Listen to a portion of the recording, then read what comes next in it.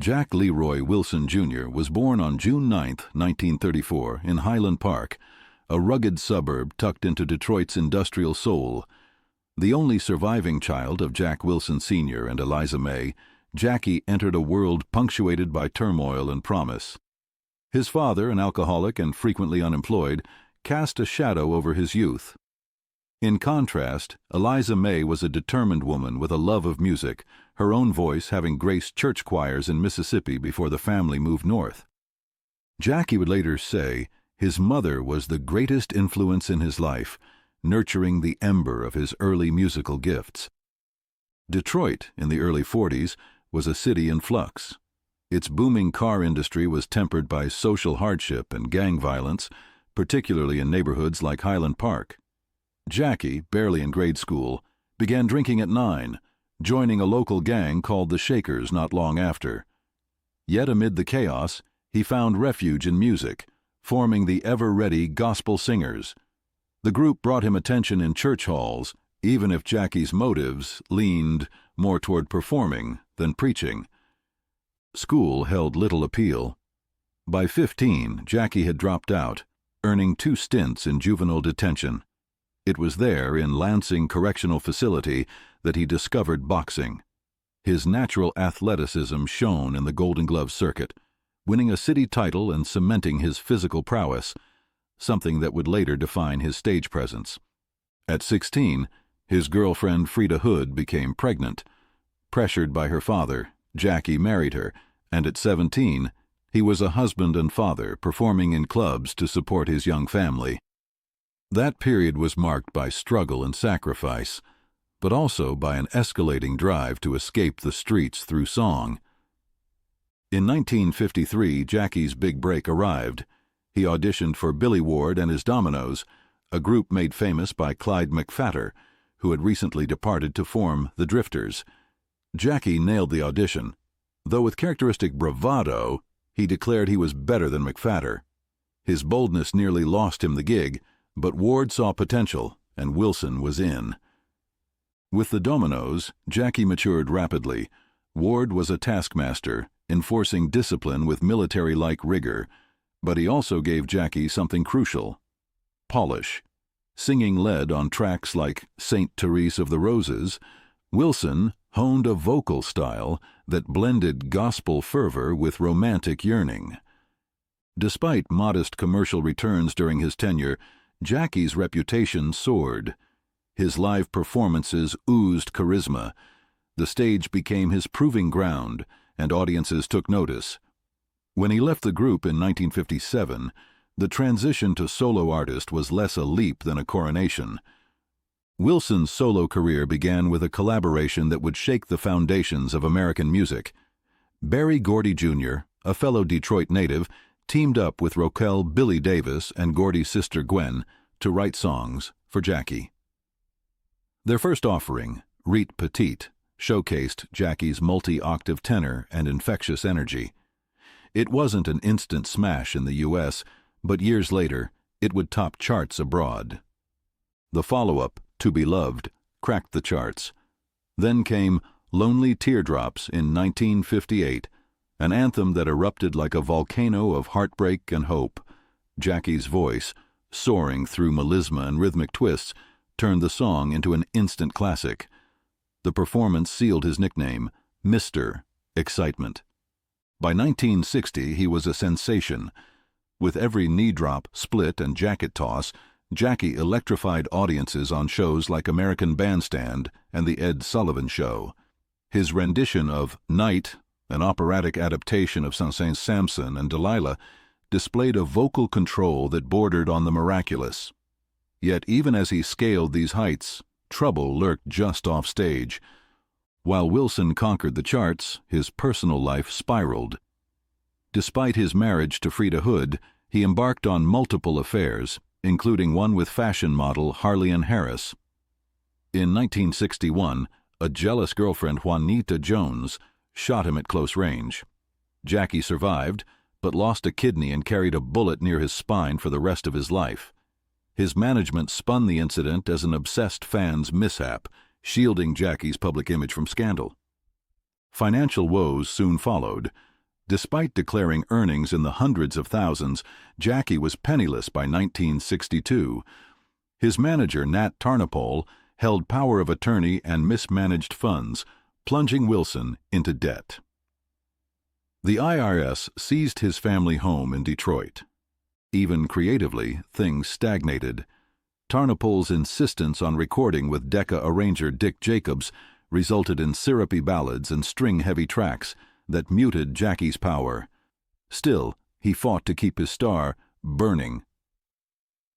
Baby Workout in 1963 reminded the world of his rhythmic fire. But for 3 years, the hits slowed.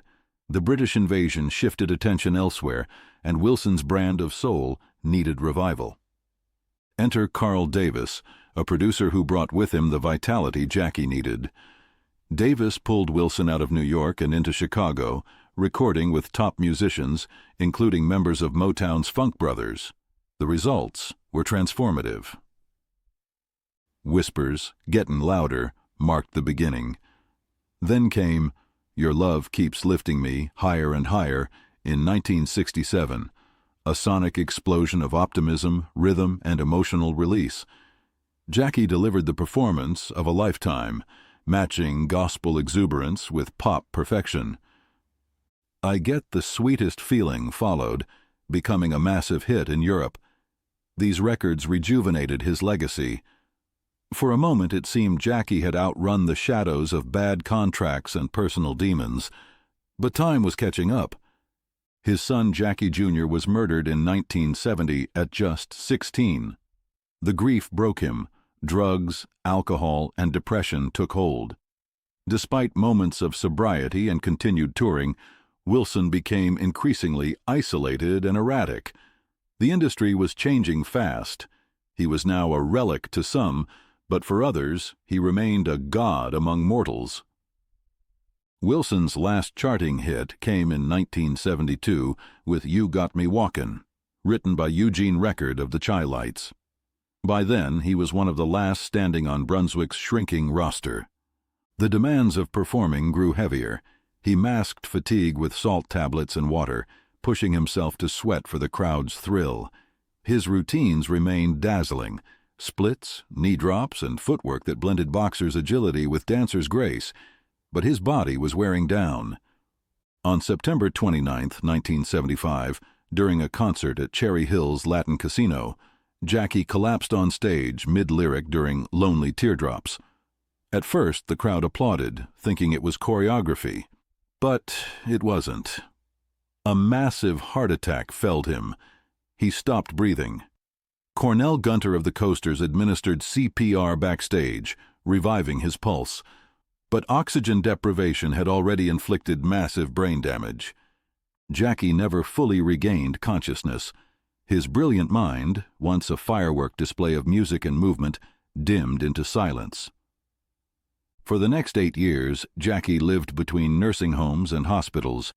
Brief moments of responsiveness, eye movements, slight gestures, offered fleeting hope. But the man who had thrilled millions was trapped within a broken vessel. The legal battles that followed were cruel.